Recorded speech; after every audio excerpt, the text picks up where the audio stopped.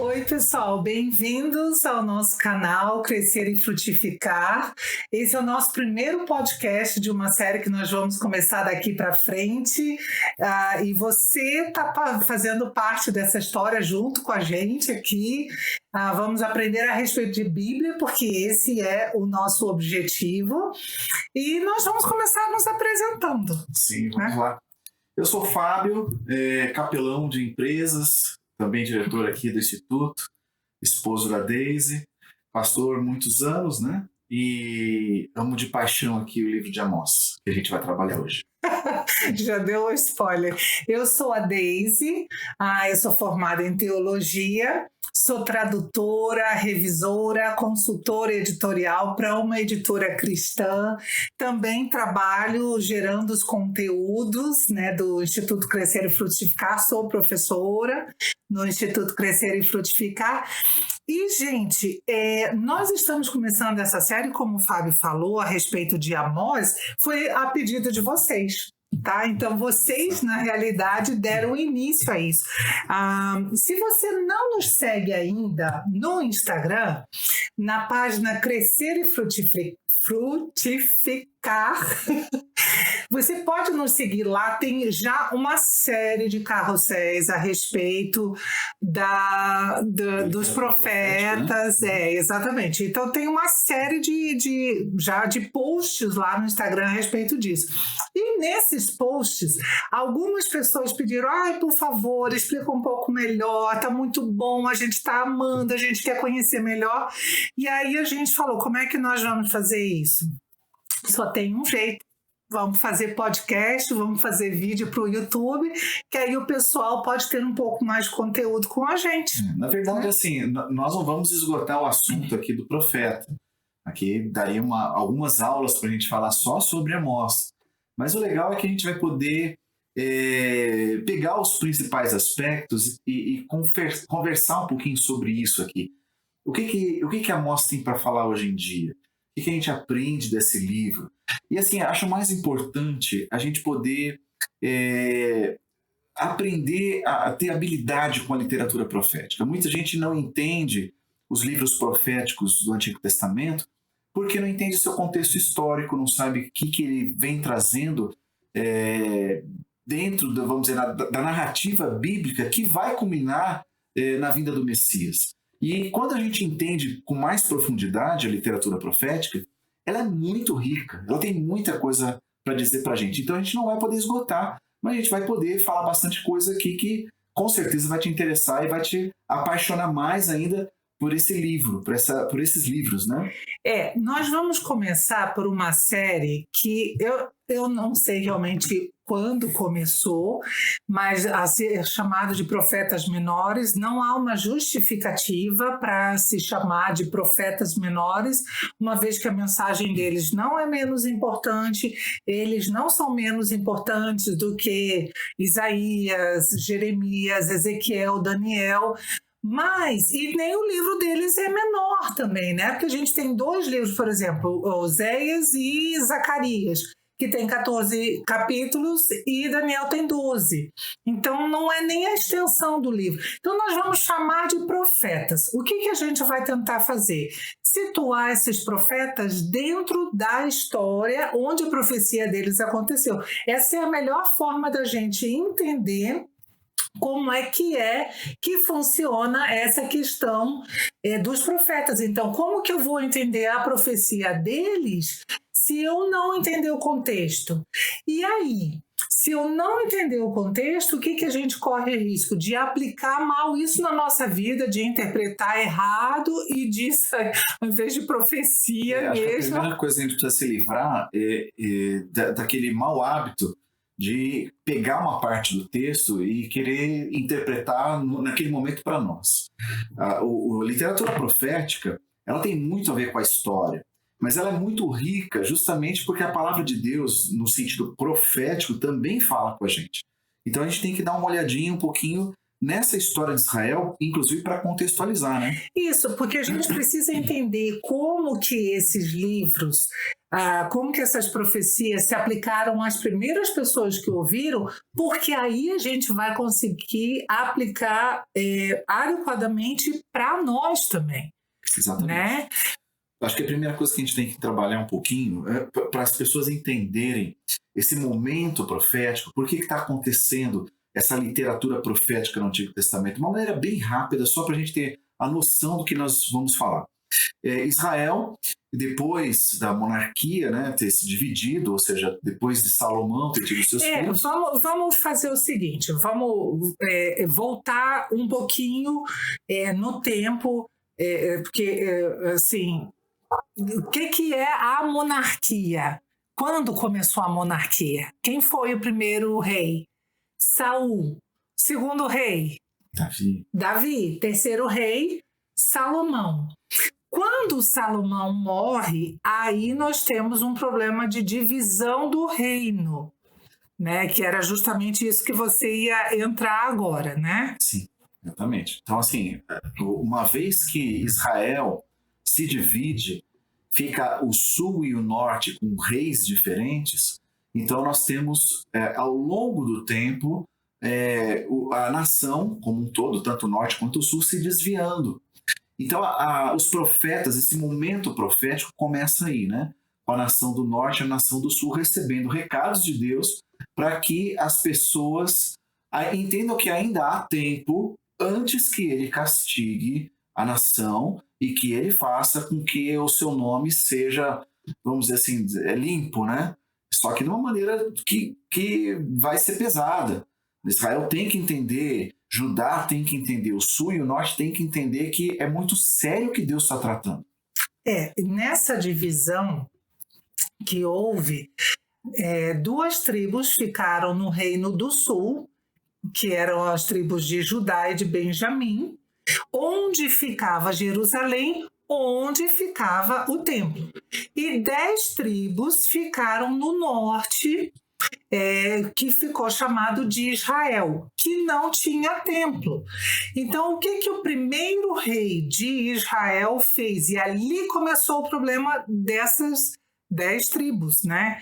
Ele fundou um culto diferente, porque ele ficou com medo do quê? Ele pensou, e olha que Deus tinha prometido para ele que se ele fosse fiel a Deus, ele iria ter uma aliança, Deus iria fazer com ele, que era Jeroboão primeiro, então, né? Ia fazer com ele uma aliança como Deus tinha feito com Davi, ou seja, um trono eterno. Aí o que aconteceu? Ele fundou o culto ao bezerro, ele trouxe o bezerro de novo e falou para o povo, né? Então, vocês podem adorar, esses são os deuses de vocês que tiraram vocês do Egito.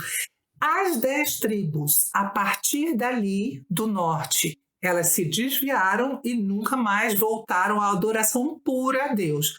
No Reino do Sul, teve períodos melhores, onde houve alguns reis que serviram a Deus e aí eles mantiveram a adoração a Deus e até fizeram movimentos de avivamento e tudo mais. Mas onde se situa Amós, então? Vamos lá. Ok. Então nós estamos falando do Reino do Norte, né? Amós, na verdade, ele mora no sul, mas ele sabe, ele acompanha a história do que está acontecendo com a nação do Norte e ele toma uma decisão. Então ele vai ao norte profetizar. Então fala um pouquinho sobre esse contexto histórico, vamos lá. Então vamos lá. Nós vamos situar o profeta no tempo e ainda bem que o próprio profeta dá bastante coisa, né, para a gente situar ele no tempo. E quais são as dicas? Está tudo ali no versículo 1. Gente, deixa eu só falar para vocês antes da gente seguir, tá?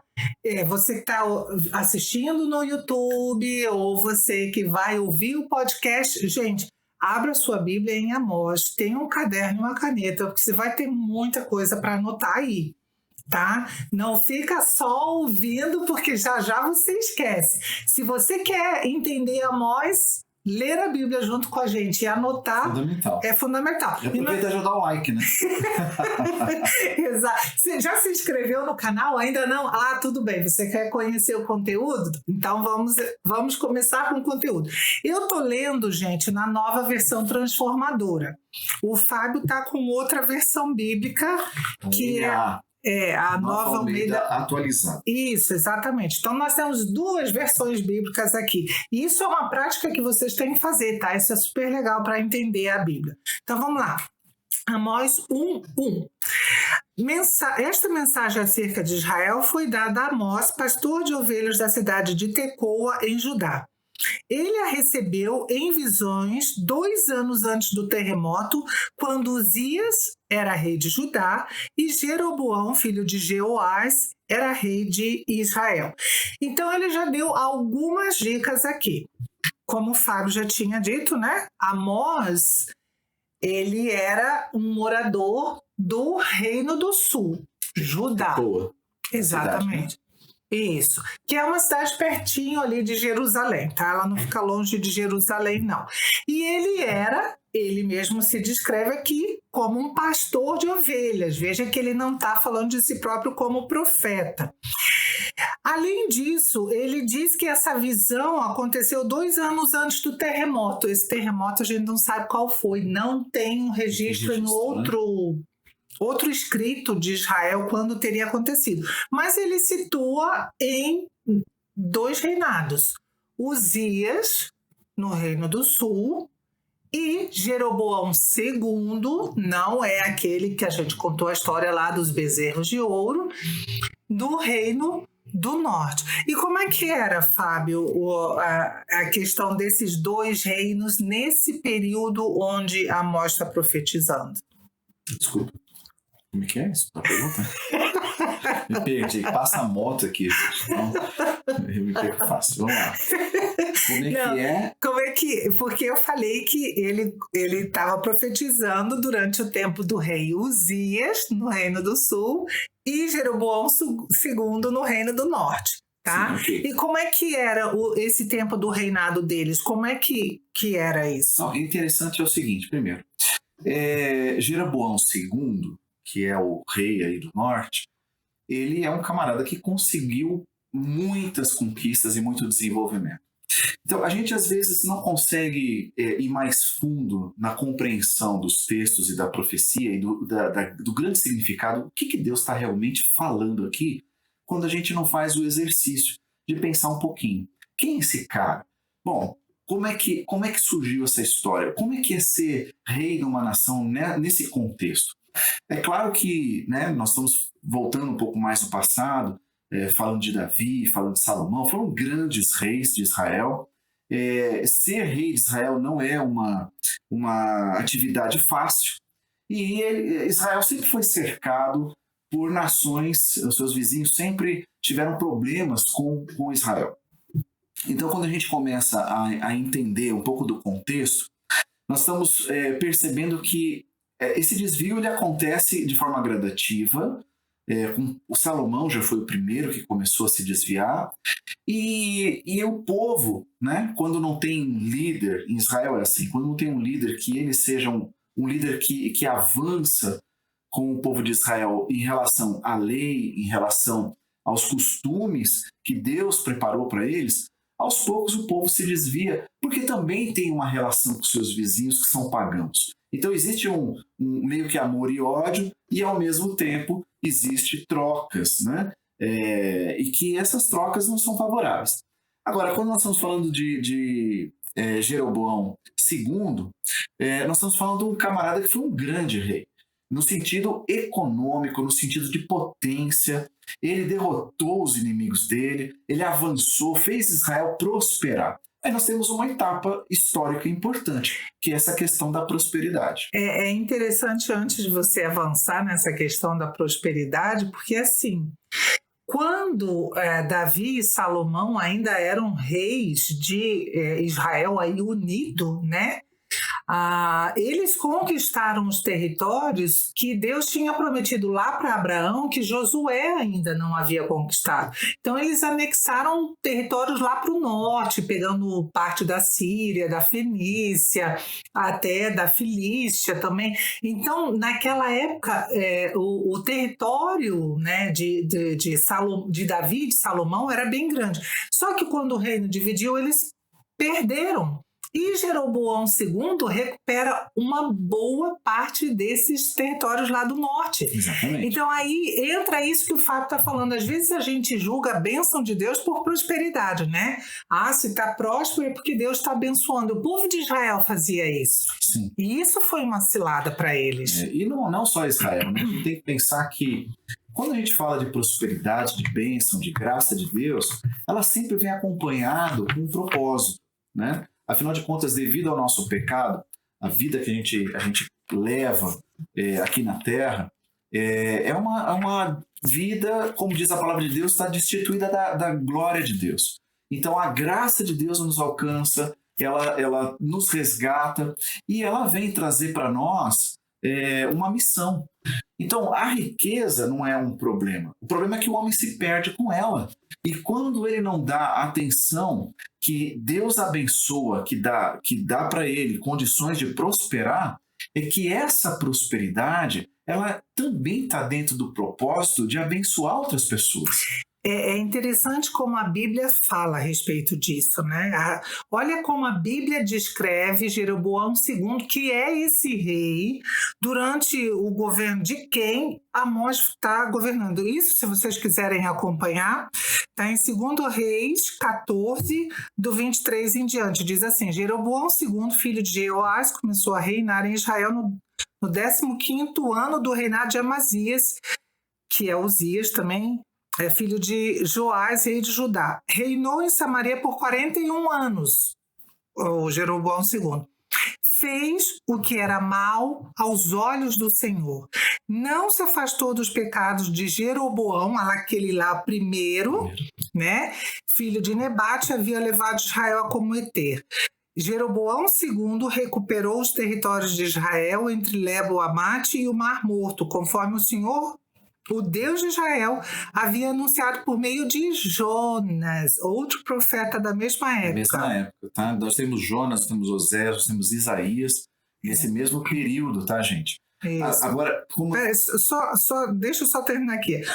Filho de Amitai, profeta de Gad e Éfer. O Senhor viu, olha por que Deus permitiu a prosperidade, mesmo se o governo tivesse na mão de uma pessoa ruim. O Senhor viu como era grande o sofrimento em Israel, tanto para escravos como para livres, e não havia ninguém em Israel que pudesse socorrê-los. E, porque o Senhor não tinha dito que apagaria completamente o nome de Israel, usou Jeroboão II, filho de Jeoás, para socorrê-los. Ou seja, Deus permitiu a prosperidade, mesmo que um governante ímpio tivesse à frente do povo, porque Deus teve misericórdia do povo. Exatamente. Né? A gente tem que ter essa leitura sobre as bênçãos que Deus nos dá, que são bênçãos para nós compartilharmos e socorrermos, como diz aí, Deus trouxe Jeroboão II. Ele é um excelente gestor. A questão é que ele, como gestor, faz tudo, mas acaba toda pessoa que não anda segundo o caminho do Senhor, lógico, está trabalhando para ela própria. Né? Os resultados vai puxar para si próprio, então vai se engrandecer com os resultados que vai alcançar, que não é considerado como bênção de Deus para essa pessoa. É como se tudo dependesse do esforço dela. Mas a gente tem que ser honesto. Deus abençoa a nossa vida no nosso esforço, mas a gente tem que lembrar sempre que as circunstâncias elas também foram favoráveis. Porque você pode ser um excelente administrador, você pode ser um excelente profissional, você pode ser uma pessoa com muitos talentos, com dons, mas você tem que lembrar que as circunstâncias também não estão no nosso controle. E Deus, quando abençoa, quer dizer que Ele une todo esse momento para que você, como gestor, consiga alcançar os melhores resultados. Foi o que aconteceu com Jeroboão II. Sim. Entretanto, ele não soube fazer uma gestão para o propósito. Então o propósito se volta para ele. Agora, mais interessante, nós estamos falando agora justamente desse período de uma corrupção que se instala devido a essa visão, a maneira como você conduz as bênçãos que você recebeu, e ela sempre é acompanhada de outro detalhe que eu acho impressionante, que isso demonstra o que é a natureza humana. A idolatria.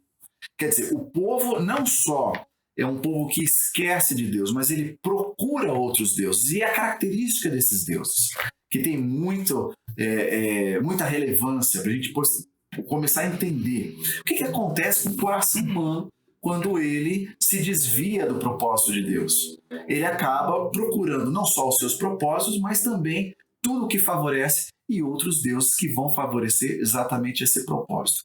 Que deuses que a gente vê aqui nesse momento do profeta Amós, que ele repreende porque a nação está abandonando o Senhor, fazendo só os rituais, mas ao mesmo tempo estão procurando.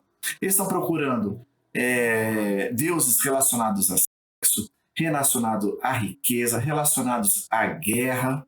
Então tudo isso a gente tem que observar. Porque todo o escrito de Amós é uma mensagem de Deus, como Deus se aborrece em relação a esse tipo de atitude que é a da natureza humana, que aos poucos não só esquece de quem é o dono da bênção, que deu a bênção, que tem um propósito para isso, mas como também acaba procurando outros deuses que são relacionados ao mais, a possuir mais, a conquistar mais, a ter mais, né? Riqueza, guerra, são propósitos totalmente equivocados. Então isso tem a ver com o reino de Jeroboão II em Israel. E em Judá estava reinando Uzias. Nós não vamos falar muito a respeito de Uzias. Talvez uma passagem bíblica ajude bastante você a se lembrar disso, quando Isaías vai ao templo e ele tem aquela visão de Deus assentado no trono, né? E aí o que acontece? Ele introduz assim, no ano da morte do rei Uzias. Então é esse rei Uzias aqui, tá? Nós não vamos falar muito a respeito dele, porque a profecia de Amós, embora ele vá falar um pouco para ajudar, ele não fala muito. O alvo da profecia dele, nós vamos ver, é Israel. Mas se você quiser saber, depois leia lá na sua Bíblia em 2 Crônicas 26, do 3 ao 15, que vai falar a respeito de Uzias, de tudo que ele construiu. E também, então a gente vê que tanto o Reino do Norte quanto o Reino do Sul estavam bem prósperos naquela época. Tá? Então, eles, digamos assim, era um tempo de ambos os reinos, tanto do sul quanto do norte, haviam vencido os inimigos ao redor e estavam, então, com oportunidade de prosperar, porque dava para investir na política interna. Ok. Vamos falar um pouquinho da divisão do livro, só para a gente entender mais ou menos como é que nós vamos trabalhar aqui, aliás, como é que é trabalhar. Porque a literatura aqui, né, o livro de Amós, é composto de sermões dele durante o período que ele está profetizando, de poesia, tá? Tem poemas dele aqui, e de visões. Aliás, era uma característica muito forte dos profetas de Israel, entregar as suas profecias em termos de poesia. E era, inclusive, uma forma do povo avaliar. Eles seriam quase como repentistas, né? Sim. Um repentista lá do Nordeste. Ele recebe uma mensagem de Deus e transforma aquilo em poesia. Poesia. É quase que uma maneira de falar de coisas desagradáveis, mas uma maneira bonita. Né? É engraçado isso, porque está falando de uma maneira que o que os músicos fazem, né? Às vezes tem canções que falam de passado, um passado tenebroso, ou então às vezes até de situações difíceis, mas de uma maneira que assim, você escuta com uma certa leveza até. Agora, não que seja a mensagem tenha sido leve, Não. mas a poesia aqui, ela ajuda um pouco, né? Digamos, ela empresta uma beleza para a coisa, mas na realidade a coisa não tá bonita, não tá nada bonita, para falar a verdade. Mas como começa é interessante. Agora a gente vai ficar trocando um pouquinho de figurinha aqui, trocar bate-bola. Exatamente. Ele começa não falando para Israel, né? Como diz um professor meu, achei muito interessante o dia que ele falou, o profeta aqui parece aquele camarada que vai trazer uma fofoca, que ele vem falar um pouquinho de coisas que estão até falando mal dos outros, né? Dos vizinhos. Aí todo mundo quer ouvir, né? Todo mundo quer ouvir, né? Tá falando mal dos outros, todo mundo quer ouvir. Todo mundo chega na praça para ouvir tá falando das outras nações, eu quero saber. E assim, o interessante é que dessas nações que ele vai mencionar aqui, 3 são parentes de Israel, né? Edom são os descendentes de Esaú. Sim. Amon e Moabe são descendentes de Ló. Ou seja, e ele está falando, mas ele não fala só sobre ele. Agora, é interessante como é repetitivo aqui a forma como ele começa a falar de cada uma das nações. Aí eu fico imaginando, como você falou, né? A cena numa praça. Né? Ele começa falando mal dos outros, todo mundo, opa, tá falando mal de quem não gosta da gente, né? Ele já começa anunciando, dizendo assim, o leão vai pegar. Chegou o dia e a coisa vai ficar feia. E ele começa falando mal dos outros. Mal, assim, no sentido de trazer justamente a notícia má sobre os vizinhos. Opa, eu quero ouvir.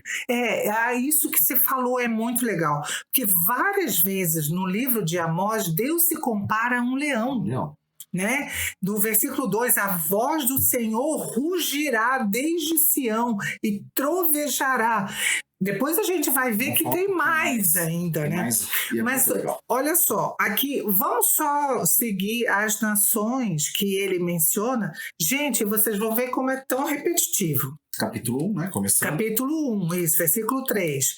Os habitantes de Damasco pecaram repetidamente, não deixarei que fiquem impunes. Deixa eu só fazer um parênteses aqui, porque como você começou falando, né, da diferença das versões da Bíblia, olha que bonito, que interessante a gente ver a beleza da tradução. Essa tradução que a Deise está usando é uma tradução que ela facilita a compreensão histórica, cultural. A minha já é uma tradução que vai um pouquinho mais para o lado literal, ou seja, uma tradução mais próxima de como ele teria dito, que diz assim: assim diz o Senhor, por 3 transgressões de Damasco, sim, por causa de 4, não suspenderei o castigo. Essa questão de 3 e 4 que ele fala aqui já não foi naquela versão. Ali como é que diz mesmo? Os habitantes de Damasco pecaram repetidamente. Repetidamente? O que tem a ver 3 ou 4 e repetidamente? Parece que aqui há uma confusão de números. Então Deus está contando as vezes desses pecados para que ele vá punir? Não. Essa tradução está dizendo repetidas vezes. E a tradução que traz aqui tem a ver com a cultura, que exatamente foi escrito assim: 3 transgressões de Damasco, sim, por causa de 4. Porque 3, na cultura judaica, é um símbolo de superlativo, né? Então você está dizendo que chegou no limite. Quando você fala, por exemplo, né, você vê Deus sendo... os anjos falam de Deus, né? Santo, santo, santo é o Senhor. É o superlativo do hebraico, né? Ou seja, Deus é santíssimo. É o grau mais alto. Então, quando diz 3 transgressões de Damasco, quer dizer, Damasco chegou no limite. Mas quando ele continua dizendo assim, por 4, sim, por causa de 4, ou seja, ele estourou o limite. Além da forma maior, o superlativo, além do superlativo. Isso é uma forma hebraica de falar justamente isso. Eles pecaram tantas vezes que chegou no limite, ultrapassou o limite e Deus falou, agora não vai ficar impune. Aí no versículo 6 fala, os habitantes de Gaza pecaram repetidamente e não deixarei que fiquem impunes. No versículo 9, vejam como isso é repetido várias vezes. No versículo 9, os habitantes de Tiro pecaram repetidamente, não deixarei que fiquem impunes. Nós já temos 3 nações, tá? 11, os habitantes de Edom pecaram, então já estamos na 4, repetidamente também. No versículo 13, os habitantes de Amon pecaram repetidamente, estamos na 5ª já, né? 5ª nação. No capítulo 2, versículo 1, os habitantes de Moabe, já é a 6ª nação estrangeira. Aí agora, né, então tá lá o povo reunido na praça, ouvindo falar então de Damasco, que ficava na Síria, Gaza, que era na Filístia, Tiro, Edom, Amon, Moabe. Agora Amós vai virar artilharia para o povo de Deus. Isso, Judá primeiro, depois Israel. Mas note uma coisa, a gente não percebe aqui, se a gente não for no mapa, que existe exatamente essa intenção. A palavra de Deus vem de forma concêntrica, vem primeiro do lado de fora, pega as nações mais distantes e vai fechando até chegar no povo dele. Como se fosse o alvo. E é interessante porque, realmente, se nós tivéssemos um mapa aqui, vocês veriam que nações que pegam leste, norte, oeste, sudeste do território de Deus, Judá, e aí vai se concentrar tudo em Israel.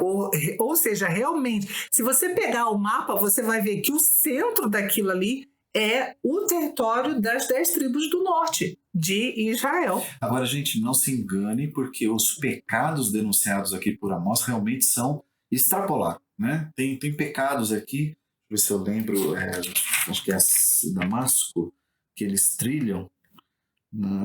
Isso, exatamente. Passaram um instrumento de... Versículo 3, tá? Passaram um instrumento de trilhar com pontas de ferro sobre Gileade. Quando você traduz esse texto do original, ele parece realmente estar falando que eles amarraram, os cidadãos foram presos e colocaram como se fosse uma fileira, um trilho de pessoas. É o que fala aqui na minha versão. Feriram o meu povo em Gileade como cereal é debulhado com trilhos de ferro. Trilhos de ferro. Então passaram um arado em cima das pessoas, né? Então quando você lê isso daí na versão original, ou seja, em hebraico, a ideia de que eles pegaram ferro e passaram ferro em cima deles, como se fosse um arado. Né? E todos esses povos aqui, eles estão sendo condenados pela relação deles com Israel. Agora, quando vai para Judá, aí o negócio muda de figura.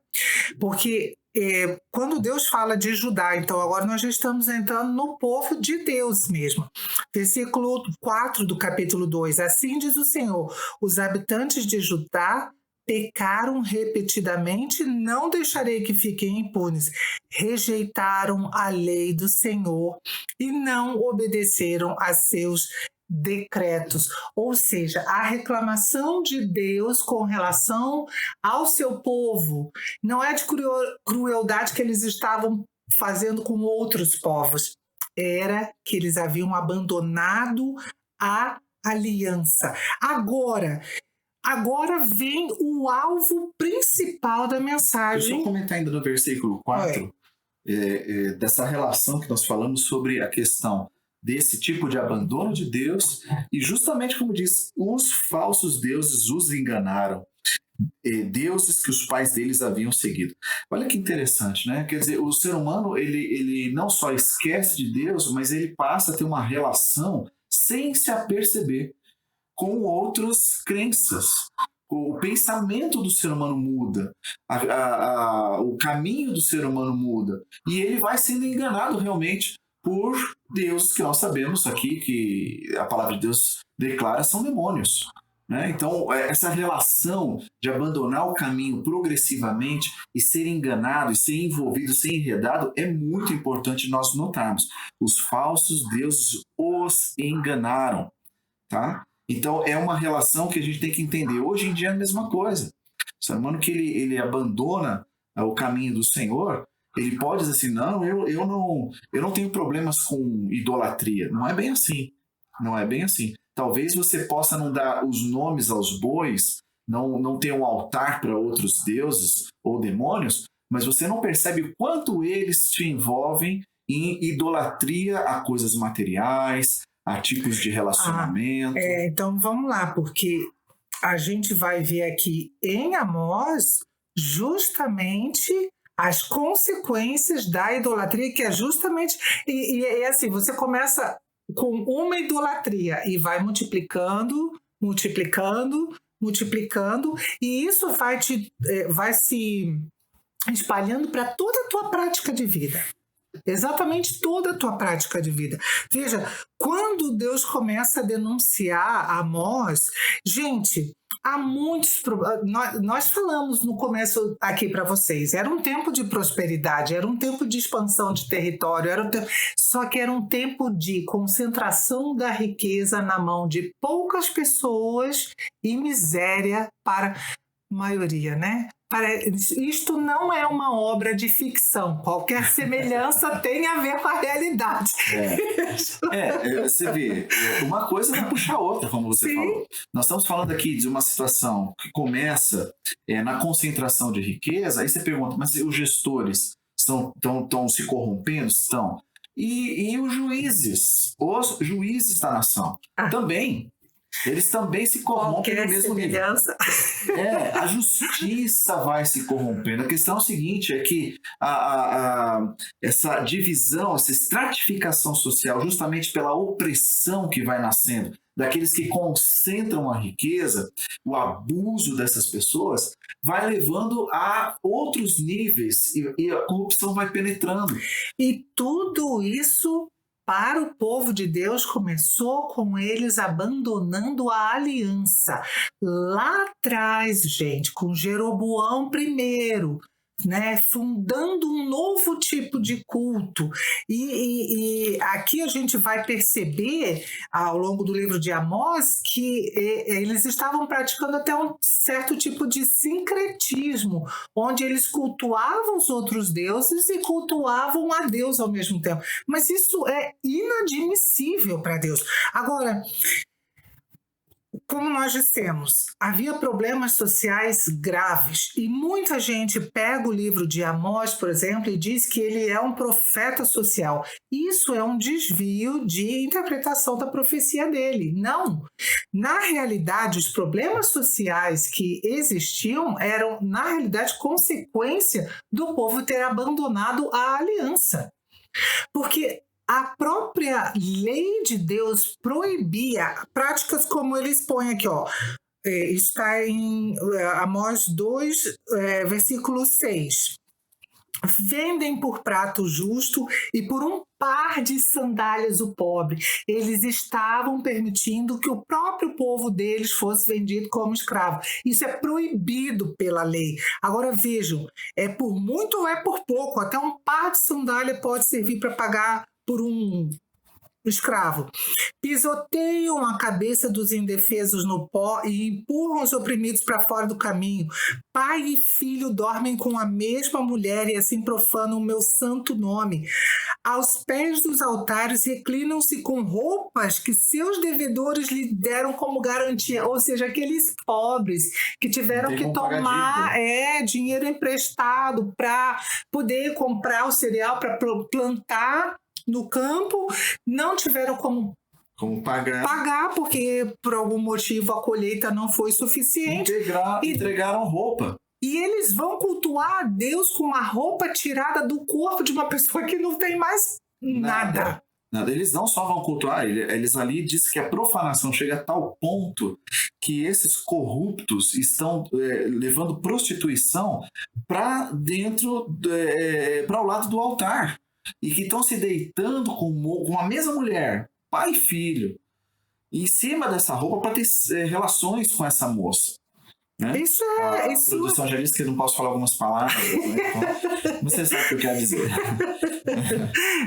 Pois enfim. Senão, né? Enfim, Nosso né? canal aqui tem que Políticas de faz outros, parte. né? Enfim, mas a gente não vai deixar de falar a mensagem, mesmo que a gente tenha que substituir palavras. Tudo bem. Exatamente. Agora vejam, no versículo 10, Deus já começa a trazer a história dele junto. Eu trouxe... Antes dessa história, só para de novo a dimensão, só a dimensão. Aqui no capítulo 3, versículo 15, Deus 3? dizendo, 3,15. Então você já está à minha frente. Só para, de novo, tirar essa fotografia. Então, aqui no capítulo 3, versículo 15, né, ele diz assim, como eu te falei, a fotografia aqui, ó. Eu vou derrubar a casa de inverno com a casa de verão. As casas de marfim. Gente, casas feitas de marfim. Casa de verão, casa de inverno. São homens muito poderosos. E diz aqui que não vão ficar em ruínas. As grandes casas vão ser destruídas, diz o Senhor. Ok, então já que você está na fotografia, você está no recorte de descrever como que a nação estava, continua no capítulo 4, versículo 1. 4:1. Ouçam essa palavra, vacas de Bazã, vocês que estão no monte de Samaria, que oprimem os pobres e esmagam os necessitados, dizem aos seus maridos, tragam vinho, vamos beber. A minha fala, gente, é que a gente não entende o que é a vaca de Bazã, né? Chamou as mulheres de Bazã. Mas por que a gente não entende? Bazã era um território que ficava entre as 10 tribos do norte e ele ficava do lado oeste do Rio Jordão. E era um território muito fértil que o povo tinha conquistado ainda sob a liderança de Moisés ainda. Na realidade, Moisés não tinha nem morrido. E eles conquistaram esse terreno. E como o terreno era muito fértil, então as vacas de lá eram vacas gordas, leiteiras. E o profeta Amós chama as mulheres da capital, né? Porque a capital do Reino do Norte era Samaria. Chama você, mulherada, essas gordas que estão aí engordando. Nada de preconceito, tá, irmãos? Ele está sendo aqui irônico. Vocês estão desse jeito às custas da falta de pão na mesa do pobre. E com certeza. Ele fala, vocês estão gordas tirando alimento da casa de quem? Que tá necessitado, tá magro. Não somos nós que estamos falando, tá, gente? É a Bíblia que está falando. Então, vamos lá, continuando. Então, esse recorte deles é terrível. Então, a gente viu aqui, opressão. Ainda tem mais. Tem a parte dos juízes. Vamos achar aqui. A gente já falou ali um pouco. Ok, vamos voltar aqui para a questão da aliança que eu queria falar antes, né? Deus fala para o povo, olha, eu trouxe, isso está no 2:10, tá? Então nós retrocedemos. Eu trouxe vocês do Egito e os guiei 40 anos pelo deserto para que possuíssem a terra dos amorreus. Escolhi alguns de seus filhos para serem profetas e outros para serem nazireus. Acaso podem negar isso, israelitas? Diz o Senhor. Mas vocês deram vinho para os nazireus beberem. Os nazireus eram proibidos de beber vinho. E ordenaram a seus profetas, chega de profecia. Por isso eu os esmagarei como uma carroça sobrecarregada de trigo amassa a terra. Gente, eu sei que a gente gosta muito da imagem do Deus bonzinho, perdoador, misericordioso, compassivo, e ele é tudo isso, mas ele também é a justiça. Ele não consegue ver a justiça sendo pervertida, o pobre sendo oprimido, os ricos ficando cada vez mais ricos, o povo praticando idolatria e não fazer nada. Ele tem um tempo, ele dá um tempo, ele envia os profetas justamente para falar. E olha só, aí já no capítulo 3. Então Deus estava falando aqui, né? No capítulo 3 já. De todas as famílias da terra, eu só escolhi vocês Por isso eu devo castigá-los pelos seus pecados. Lembra que Deus falou ali no 2:10, eu trouxe vocês do Egito e eu fiz vocês andarem comigo. Agora aqui Deus pergunta, e gente, essas perguntas aqui, essa sequência de perguntas que Deus faz, elas me fazem tremer por dentro. É sério, elas são muito sérias. Deus está dizendo, acaso 3:3, acaso duas pessoas podem andar juntas se não estiverem de acordo? O que Deus está dizendo é, como que eu vou andar com vocês se vocês não andam conforme a minha lei? Não tem como andar junto. Acaso, aí entra lá o que a gente estava falando, o leão ruge na floresta sem antes encontrar a sua presa? É isso que Deus está dizendo, o leão rugiu, eu encontrei a minha presa. Aí ele continua, o leão forte rosna em sua toca se nada tiver caçado? A ave é pega na armadilha se não houver isca? A armadilha se fecha se nada for apanhado? Quando a trombeta soa o alarme, o povo não fica assustado? Acaso a calamidade sobrevém a uma cidade sem que o Senhor a tenha planejado? Aí Deus diz, certamente o Senhor soberano não fará coisa alguma sem antes revelar seu plano aos seus servos, os profetas. Quando Deus revela o plano dele aos servos dele, aos profetas, é o leão rugindo. Eu te vi, Israel. Eu estou vendo o que você está fazendo e eu estou pronto a te atacar.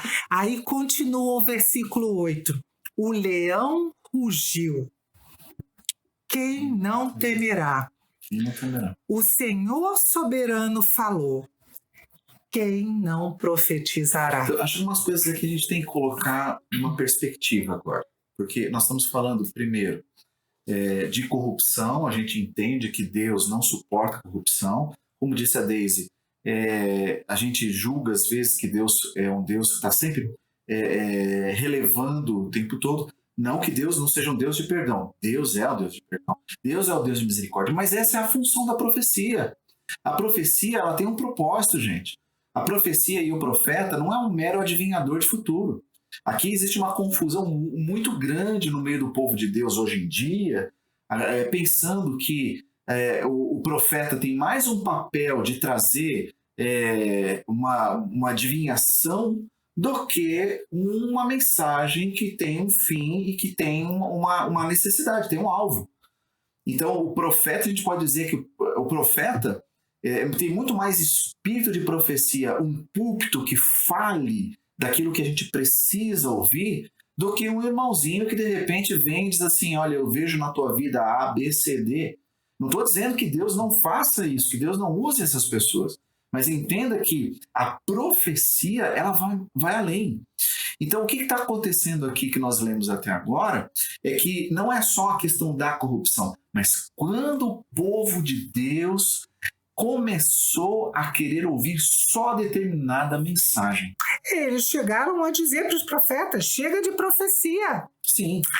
E aqui no livro de Amós, veja bem, gente, no capítulo 7 de Amós tem uma narrativa, tá? O capítulo 7 começa com visões, né, que Deus dá. Como o Fábio falou, né, esse livro ele tem sermões, ele tem visões, ele tem a parte da narrativa também. Em Amós 7, do 10 em diante, né, até o final do capítulo 7, então a partir do versículo 10, Amós vai ter um encontro com um profeta. Um profeta mentiroso aí. Aliás, profeta não, perdão, sacerdote. Eu falei profeta não, é sacerdote. Então Amazias, sacerdote de Betel, enviou uma mensagem a Jeroboão, rei de Israel. Amós conspira contra o rei aqui mesmo, no meio do povo, falando coisas intoleráveis. Assim diz ele: em breve Jeroboão será morto pela espada e o povo de Israel será enviado para o exílio. Mentira! Esse esse camarada desse sacerdote de Betel, vejam, gente, o primeiro Jeroboão, ele fundou 2 cultos, tá? Ele fundou 2 bezerros, fundiu 2 bezerros de ouro e fundou culto para eles.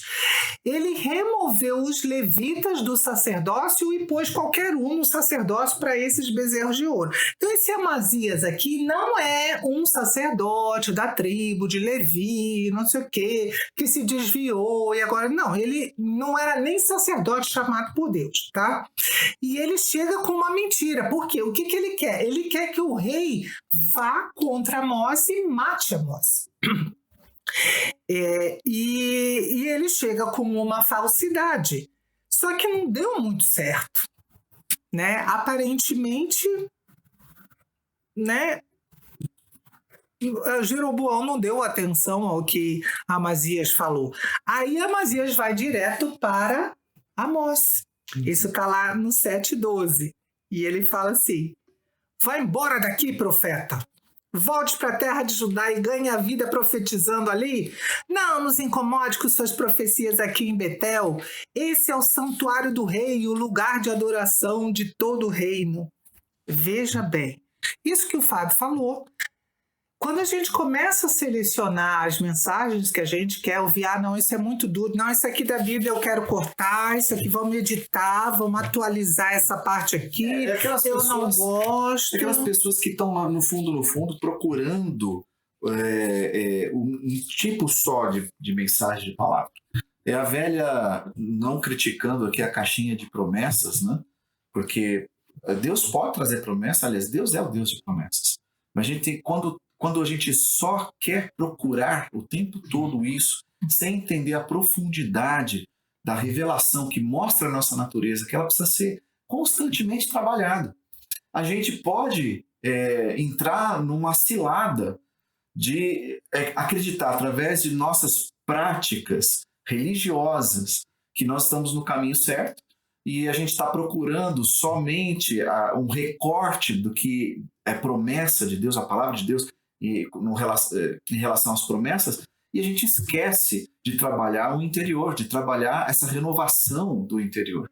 E a consequência é essa. A consequência é que você vai se desviando e vai substituindo.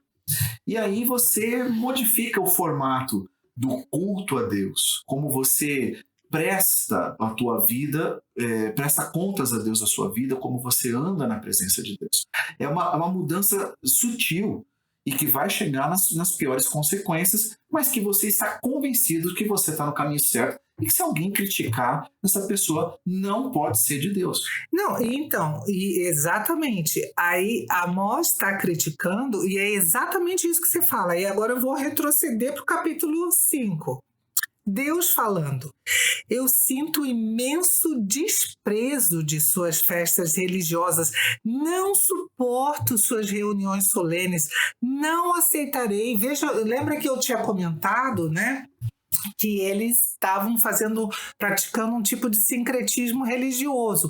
Eles continuavam adorando em Betel e Gilgal, os bezerros de ouro, mas Deus está falando aqui que eles traziam cereais e holocaustos para Deus. E Deus diz: eu não aceitarei seus holocaustos, nem as suas ofertas de cereal, não darei a mínima atenção para as suas melhores ofertas de paz.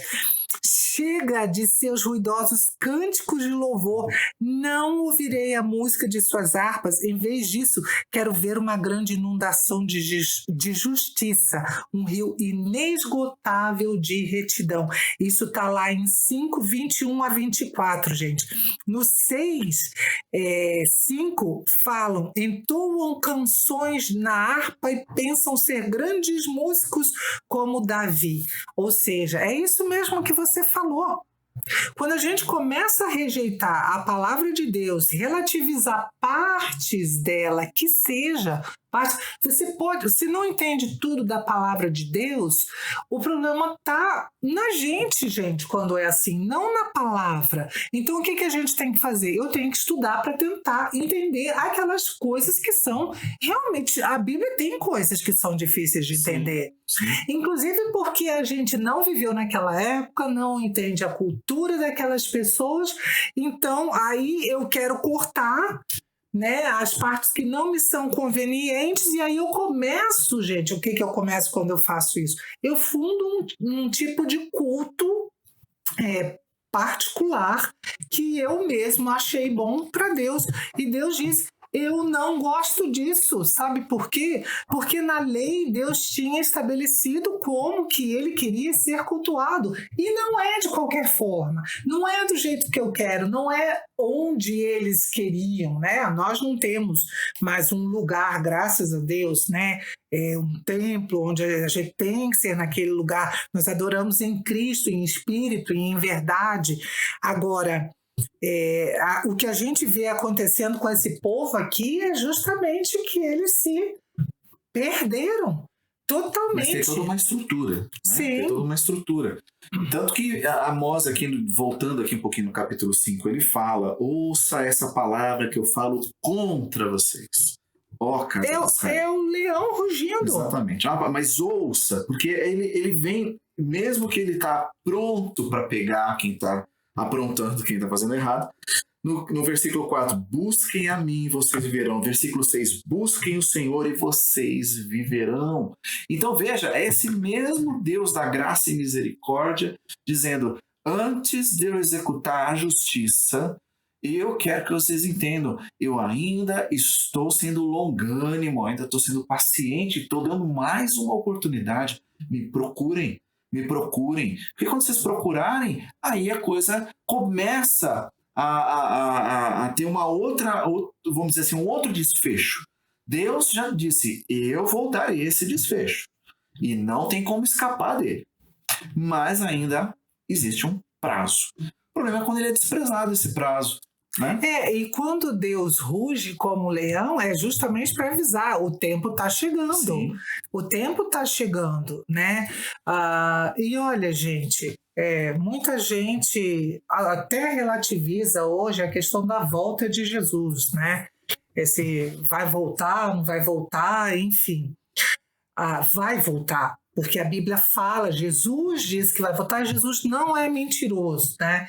Agora, o que a gente precisa entender eu não sei quando ele vai voltar. Se daqui 2 anos, 2 dias, 2000 anos. Eu tenho que estar pronto, porque uma hora eu vou ter que responder diante de Deus. Então, se o leão está rugindo para mim hoje, dizendo: você está em pecado, o culto que você decidiu prestar a mim não tem nada a ver com o que eu escolhi, da forma como você deve me servir. Não é do seu jeito, na sua casa, com a sua versão da Bíblia picotada que você resolveu adotar porque você não quer aceitar a minha palavra. Não é dessa forma que acontece. E olha, gente, quando Moisés eu fui para Moisés, eu não sei o que Moisés...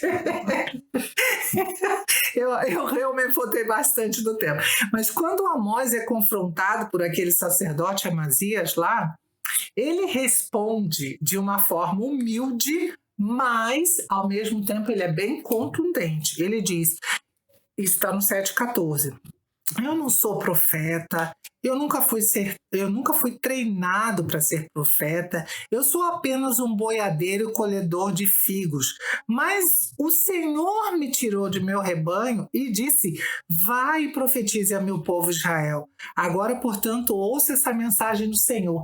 E aí ele começa a falar especificamente para Amazias. Você diz: não profetize contra Israel, pare de pregar contra o meu povo. Mas assim diz o Senhor: sua esposa se tornará prostituta nessa cidade. Agora está bem pessoal o negócio aqui, né? Seus filhos e suas filhas serão mortos pela espada, sua terra será dividida e você morrerá em terra estrangeira e o povo de Israel certamente será levado para o exílio, para longe da sua terra natal. Do que ele estava falando aqui, Fábio, quando ele diz então que o povo ia ser levado para o exílio, para longe da terra natal deles? O que ele está dizendo? O que ele está profetizando aqui? Ele está profetizando o que ia acontecer realmente, né? A Síria vai tomar conta da nação de Israel. A Síria vai vir de uma maneira implacável e não tem como segurar essa turma. Deus vai usar o rei da Síria justamente para atropelar Israel. Da mesma forma como eles estavam atropelando os pobres, né, vivendo regaladamente. Esmagando, como diz o texto, né, esmagando os pobres aqui de uma maneira terrível.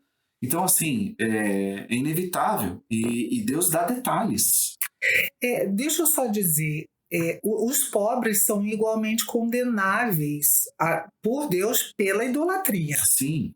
Igualmente condenáveis. Mas a questão aqui é toda a justiça corrompida, né? Quando ele fala, não é que o pobre é inocente, é que todos os níveis de corrupção chegaram à nação. Aí eu queria que a gente, né, o horário já está avançando, que a gente fechasse aqui com essa ideia. Porque não pense, pessoal, que nós estamos muito longe disso. Nós não estamos muito longe disso. Eu vou até citar aqui um versículo que eu acho que tem a ver com o imposto de renda deles, né? Capítulo 5, versículo 11. Portanto, visto que pisam os pobres e deles exigem tributo de trigo. Cara, a base da comida mais simples e necessária, que é o carboidrato, que é o pão, está sendo tributado. Ou seja, para alimentar uma elite, para sustentar um estilo de vida, já não tem mais de onde tirar, estão trazendo o imposto de renda ao nível que chega ao trigo. Não tem mais de onde abusar do povo. Então isso daqui demonstra que nós estamos diante do mesmo contexto, que nós estamos vivendo em várias situações de corrupção hoje, não só falo do Brasil, falo do mundo. É a geração que nós estamos vivendo. Sim. Quer dizer que o mesmo Deus que deu o recado dizendo: eu estou de olho, eu vou pegar, eu vou fazer com que a justiça impere, porque pode ser que até os juízes tenham se corrompido nas nações, mas eu farei justiça. E a gente abriu o livro com Deus condenando as nações pelas injustiças delas também. Agora vejam, o nível de rejeição à palavra de Deus aqui, com o próprio sacerdote, tudo bem que não era da tribo de Levi e tudo mais, falando, né, publicamente, para de profetizar. Deus no capítulo 8 diz assim: está chegando o tempo em que enviarei fome sobre a terra, não fome de pão nem sede de água, mas de ouvir as palavras do Senhor. As pessoas andarão sem rumo de mar a mar e de um extremo a outro em busca da palavra do Senhor, mas não a encontrarão, porque o leão está rugindo agora. Então, se corrige agora, porque vai chegar um momento que ele vai ficar calado. Aí é o momento do ataque. Daí não tem mais como corrigir a situação, não tem mais como o arrependimento reverter o juízo, ele vai acontecer. Mas, como Deus é bom, e ele, mesmo quando derrama o seu julgamento sobre o seu próprio povo. Vejam, gente, Deus derrama o seu julgamento sobre o seu próprio povo. A mesma coisa é com a igreja, tá? Hoje, se a gente continuar rejeitando a palavra do Senhor, como muita gente tem feito, vai chegar um momento que você vai querer ouvir Deus falar e Deus vai dizer: eu não vou te dizer mais nada, porque o que eu tenho para te dizer você não quis ouvir. E aqui outro recado. No final do livro, no capítulo 5, né, que Deus diz que o dia do Senhor, ele é um dia terrível. Então ele fala assim, versículo 18: ai dos que desejam o dia do Senhor, por que você deseja o dia do Senhor? Será um dia de trevas e não de luz. Será como se um homem fugisse de um leão e lhe saísse ao encontro um urso, ou como se, entrando em casa e encostando a mão na parede, fosse mordido por uma cobra. O dia do Senhor será um dia de trevas e não de luz. Ou seja, a mensagem do próprio profeta, a mensagem dos homens de Deus que carregam a palavra do Senhor, não é uma mensagem de ódio, não é uma mensagem de vingança, não é uma mensagem de que está torcendo para que as coisas vão de mal a pior até que chegue a justiça e corrija todos os pecadores. Não é isso, não. Ele está dizendo, a gente tem que ter a noção do que é esse dia, de como Deus vai trabalhar. Ou seja, vai ser um dia terrível. Se a gente parar para pensar de tudo que vai acontecer quando Deus derramar a sua justiça e a sua ira, então, coitado daqueles que presenciarem, e se formos nós, vai ser um dia difícil. Agora, Deus não fala de julgamentos, juízos, disciplina, punição, sem falar de redenção. E o livro de Amós termina com uma nota positiva. No capítulo 9, Deus traz de novo promessa para o seu povo, porque se o povo abandona a aliança, Deus não se esquece dela. Deus nunca se esquece da sua aliança com o seu povo. E ele é fiel. E ele termina dizendo, virá o tempo, diz o Senhor. Versículo? Capítulo 9, do 13 em diante. Virá o tempo, diz o Senhor, em que trigo e as uvas crescerão tão rápido que o povo não dará conta de colhê-los. Vinho doce gotejará das videiras do alto das colinas de Israel. Trarei meu povo exilado de Israel de volta de terras distantes, e eles reconstruirão as cidades destruídas e voltarão a morar nelas. Plantarão vinhedos e jardins, comerão de suas colheitas e beberão de seu vinho. Eu os plantarei firmemente ali, em sua própria terra. Nunca mais serão arrancados da terra que lhes dei, diz o Senhor, o seu Deus. E é assim que termina o livro de Amós. Ele termina com promessa. Ele é um livro de alerta. É Deus como um leão rugindo, usando os seus profetas. Deus diz, eu rugi, profeta fale. Mesmo quando mandaram Amós se calar, ele continuou falando. E isso tudo é por amor. A gente pensa na ira de Deus como se ela fosse destituída de amor. Exatamente. Mas não é. Exatamente. E como diz, né, alguém que estava se preparando para dar uma palestra, uma aula, quando alguém falou assim, mas ainda tem gente para chegar, e alguém virou, o professor, o palestrante virou e disse assim, mas a gente tem que ter consideração para os que chegaram no tempo certo. Então a gente tem que entender que em amor e misericórdia daqueles que sofrem, um dia a maldade ela tem que ser extinta. É lógico que a paciência de Deus se estende. Deus quer salvar todos, mas a gente tem que entender que o amor e justiça andam juntos. Essa é a natureza de Deus. Então Deus precisa, justamente por amor, fazer justiça. E justamente esse amor é um amor que corrige e que traz de novo toda a graça, traz de novo toda a bênção, traz tudo que a gente nasceu para usufruir. É que nós não temos isso hoje aqui na Terra, porque nós estamos afastados. Agora, à medida que eu me aproximo desse Deus, começa dentro de mim uma restituição daquilo que eu mais preciso, paz. E depois Deus vai trazendo toda uma estabilidade. Agora, a vida plena, isso é céu. Isso é céu. E ele diz que vai ter céu, que vai ter restituição plena, que vai ter resgate completo. Então a gente tem que viver em função disso. Essa mensagem, ela cabe muito para os dias de hoje. A gente vai encerrando aqui, né? Mas que eu falei para vocês. A gente podia ficar horas aqui falando do livro. Horas. Né? Versículo a versículo.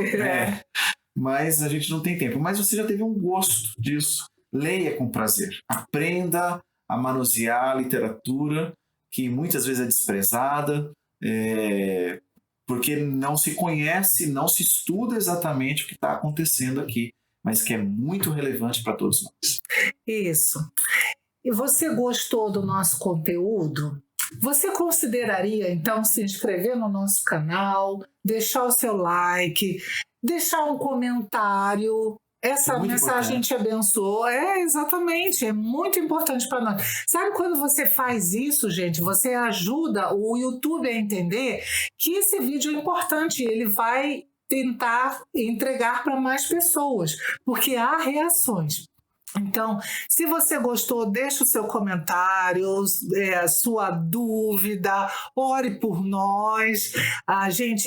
Nós não poderemos fazer podcasts ou, vídeos diários. Nós não temos condição de fazer isso. Nós faremos com... A gente está pensando inicialmente com alguma regularidade de 15 dias. Então, enfim, nós estamos pensando em fazer dessa forma para tentar encaixar nas tantas coisas que a gente tem e continuar trazendo esse conteúdo bíblico abençoador para a vida de vocês, tá? Orem por nós. Não se esqueçam de, se vocês não nos seguem ainda, lá na nossa página no Instagram, @crescer e frutificar, já tem um monte de conteúdo sobre profeta, sobre evangelho, sobre, nossa gente, muita coisa, reels com reflexões bíblicas bem importantes. O nosso desejo, gente, é te dar realmente subsídio para que você aprenda a estudar a Bíblia por si próprio e interpretar a palavra de Deus de forma correta, tá? Vamos aproveitar enquanto o Espírito está falando livremente para que a gente possa entender essa palavra. Nós vivemos um período de graça. Hoje nós estamos aqui com 2 Bíblias em 2 versões diferentes, gente. É a nossa língua, gente. Tem povos que ainda não têm tradução. Não! Esse povo mesmo aqui não tinha cada uma cópia da lei dentro da sua própria casa. Então, nós temos uma responsabilidade muito maior. A gente tem a mensagem na mão e não sabe usar. Então é isso, pessoal. Nós esperamos que vocês tenham gostado. Nós demos nosso melhor aqui para trazer essas reflexões para vocês. E não se esqueçam, Deus te ama muito e Ele quer falar com você através da palavra dele. Você só precisa conhecer a palavra e afinar o teu ouvido com ela. Amém. Gente, Deus abençoe, tudo de bênção na palavra do Senhor e até a próxima. Até.